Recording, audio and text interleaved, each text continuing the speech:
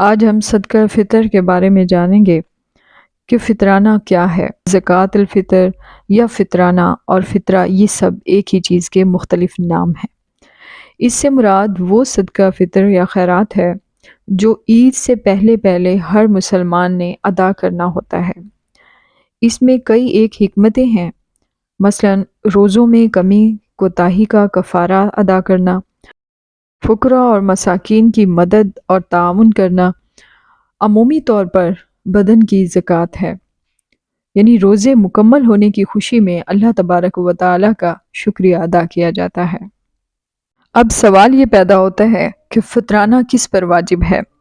اللہ کے رسول صلی اللہ علیہ وآلہ وسلم نے فطرانہ کو غلام، آزاد، مرد، عورت، چھوٹے بڑے اور تمام مسلمانوں پر فرض قرار دیا ہے، لہٰذا ہر کسی پر فطرانہ ادا کرنا ضروری ہے، حتیٰ کہ اگر کوئی فقیر بھی ہو تو وہ دوسروں سے صدقہ لے کر اپنی طرف سے صدقۃ الفطر ادا کرے۔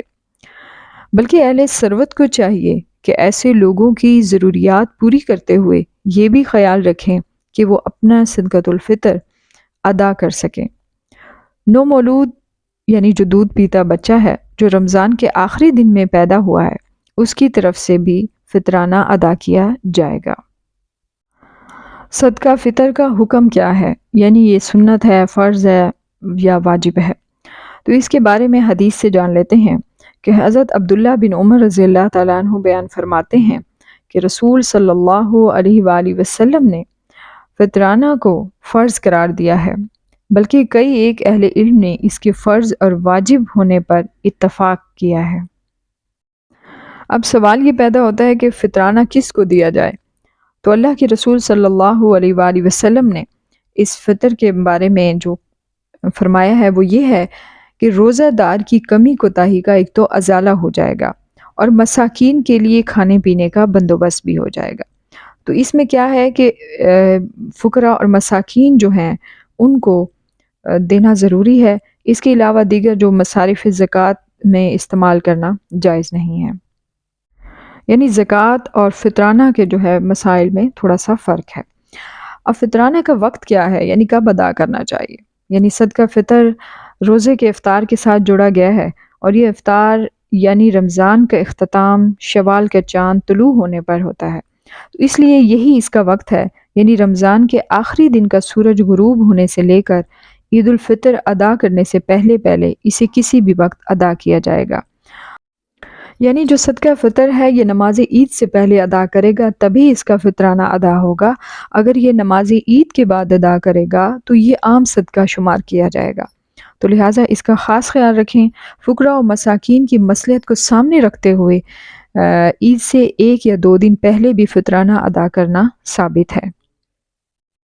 اب فطرانہ کس چیز سے ادا کرنا چاہیے، تو اس کے بارے میں حدیث مبارکہ سے ہم دیکھ لیتے ہیں کہ نبی کریم صلی اللہ علیہ وسلم نے صدقہ فطر اس وقت رائج بنیادی غذائی اجناس یعنی جو، پنیر، کھجور وغیرہ سے ادا کرنے کا حکم دیا ہے، لہٰذا جو اجناس بطور بنیادی غذا کے استعمال ہوتے ہیں، جیسے کہ ہمارے ہاں گندم اور چاول وغیرہ کاشت ہوتی ہے، تو ان میں سے صدقہ فطر دے دینا چاہیے۔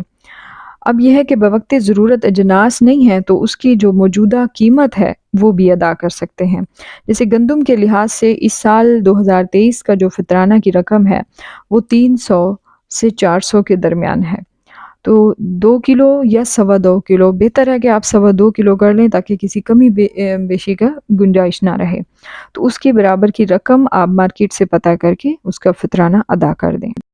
اب ہم جان لیتے ہیں کہ فطرانہ کی مقدار کیا ہے، تو اس کے بارے میں نبی کریم صلی اللہ علیہ وسلم نے جو مقدار بتائی ہے وہ 1 صاع مقرر کی ہے، یعنی صاع ایک عربی پیمانہ ہے جو اجناس ماپتے ہوئے استعمال کیا جاتا ہے، لہٰذا جو بھی جنس ہو اسے صاع سے ماپ کر ادا کی جائے۔ رہی بات وزن کی تو وہ ہر جنس اور اس کے معیار بلکہ وزن کرنے والے کے حساب سے مختلف ہوتا ہے۔ البتہ مختلف اہل علم کی طرف سے گندم یا آٹے کے لیے جو وزن بیان کیا گیا ہے وہ تقریباً 2100 گرام سے لے کر 2.5 کلو تک کا ذکر ہے۔